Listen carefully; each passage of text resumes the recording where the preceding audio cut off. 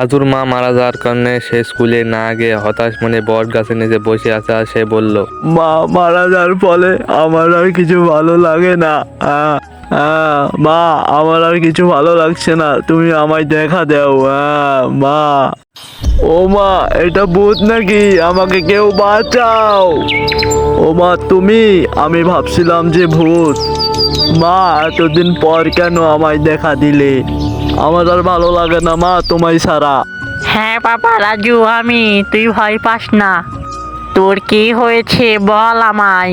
মা, তুমি এতদিন কোথায় ছিলে? এতদিন তোমায় আমি খুব মিস করছি। আমার আর কিছু ভালো লাগে না মা তোমায় ছাড়া, সেজন্য প্রতিদিন এখানে আমি এসে একটু সময় কাটাই। আমি তোমাকে অনেক মিস করি মা। তুই বসে থাক বাবা, আমি তোকে সব ঘটনা বলছি। বাবা রাজু, আমি তো মরে গেছি, সেজন্য তোর সাথে আর দেখা হয় না। এখন থেকে তুই আর মন মরা হয়ে থাকিস না, আমি সব সময় তোর পাশে আছি।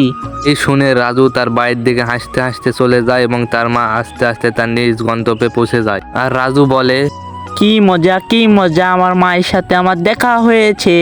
এখন থেকে আমি আর মন মরা হয়ে থাকবো না, হাসি খুশি থাকবো।